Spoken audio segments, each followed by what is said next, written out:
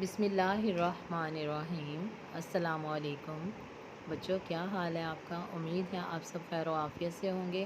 میں ہوں آپ کی ٹیچر مس نادیہ، اور آج ہم پڑھنے جا رہے ہیں جملہ سازی اور نظم نعت کی تشریحات۔ نظم نعت مندرجہ ذیل الفاظ کے معنی لکھیں، اعراب لگائیں اور جملے میں استعمال کریں۔ غم کھانا، غریبوں کا غم کھانا ہر ایک کے بس کی بات نہیں ہے۔ مراد برلانا، خواہش پوری کرنا، محتاج کی مراد برلانا بہت مشکل ہے۔ درگزر کرنا، معاف کرنا، ہمیں اللہ کی رضا کے لیے درگزر کر دینا چاہیے۔ زیر و زبر کرنا، تہ و بالا کرنا، مسلمانوں نے کافروں کو زیر و زبر کر دیا۔ کایا پلٹنا، حالت بدلنا، آندھی کے بعد مٹی کی وجہ سے گھر کی کایا پلٹنا مشکل تھی۔ شیر و شکر کرنا، بہت دوستی ہونا، شیر و شکر کرنا بھی جہاد کی علامت ہے۔ خطا کار، غلطی کرنے والا، انسان خطا کار ہوتے ہیں۔ کندن، کھرا سونا، مسلمان نیک اعمال کر کے خود کو کندن بنا سکتے ہیں۔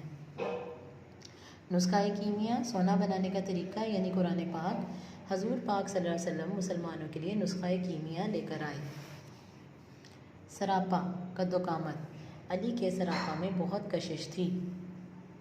بد اندیش، برا چاہنے والا، بد اندیش سے بچ کر رہنا چاہیے۔ تقریب، محفل، ہمارے اسکول میں سالانہ امتحانات کی تقریب منعقد کی گئی۔ اہتمام، انتظام، امی نے سحری کا اہتمام کیا۔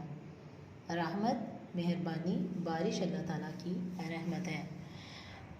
بچوں، یہ الفاظ تھے، ان کے معنی آپ ان کو کسی بھی شکل میں جملوں میں تبدیل کر سکتے ہیں۔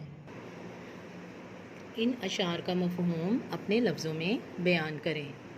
وہ نبیوں میں رحمت لقب پانے والا، مراد غریبوں کی برلانے والا۔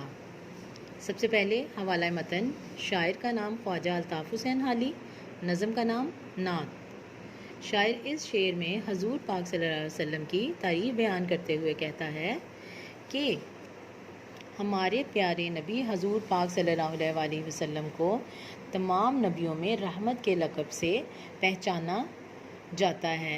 آپ صلی اللہ علیہ وسلم اتنے مہربان تھے کہ غریبوں، یتیموں کی ضرورتوں کا بہت خیال رکھتے تھے۔ آپ صلی اللہ علیہ وسلم کبھی کسی سائل کو خالی نہیں جانے دیتے تھے۔ آپ صلی اللہ علیہ وسلم کی امت مسلمہ پر بہت سے احسانات ہیں۔ خطا کار سے درگزر کرنے والا، بد اندیش کے دل میں گھر کرنے والا۔ خطا کار یعنی گناہ گار، غلطیاں کرنے والا، بد اندیش برا چاہنے والا۔ گھر کرنا، جگہ بنا لینا۔ حوالہ متن، خواجہ الطاف حسین حالی، نعت۔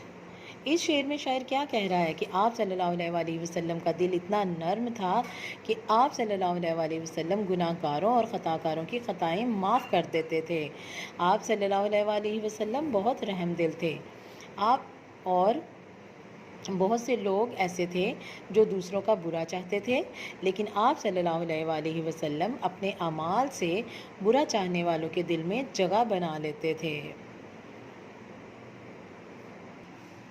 شعر نمبر 3، فقیروں کا ملجا، ضعیفوں کا ماوا، یتیموں کا والی، غلاموں کا مولا۔ آپ صلی اللہ علیہ وسلم ہر کسی کے دکھ سکھ میں کام آتے تھے۔ آپ صلی اللہ علیہ وسلم ہر ایک کی مشکل میں مدد فرماتے تھے، ان کی فکر و پریشانی دور کرتے تھے۔ آپ صلی اللہ علیہ وسلم غریبوں اور کمزوروں کی پناہ گاہ اور ٹھکانہ تھے، یعنی فقیروں کا ملجا، پناہ گاہ، ماوا، ٹھکانہ، یعنی حضور پاک صلی اللہ علیہ وسلم ان غریبوں اور کمزوروں کو سہارا دیتے تھے، انہیں پناہ گاہ فراہم کرتے تھے جن کے پاس رہنے کے لیے کوئی ٹھکانہ نہیں ہوتا تھا۔ آپ صلی اللہ علیہ وسلم غلاموں کے مالک اور آقا تھے اور ان کے ساتھ نہایت شفقت سے پیش آتے تھے۔ آپ صلی اللہ علیہ وسلم لاوارثوں اور یتیموں کے سرپرست اور مددگار تھے اور غلاموں کے آقا تھے۔ آپ صلی اللہ علیہ وسلم ان یتیموں کے سر پہ ہاتھ رکھتے تھے، شفقت فرماتے تھے جن کا کوئی بھی نہیں ہوتا تھا۔ نعت کا مرکزی خیال، رسول پاک صلی اللہ علیہ وسلم نے صدیوں سے عرب پر چھائی ہوئی جہالت کو ختم کیا اور انہیں انسانیت سکھائی۔ آپ صلی اللہ علیہ وسلم غریبوں اور ضرورت مندوں کے کام آتے تھے۔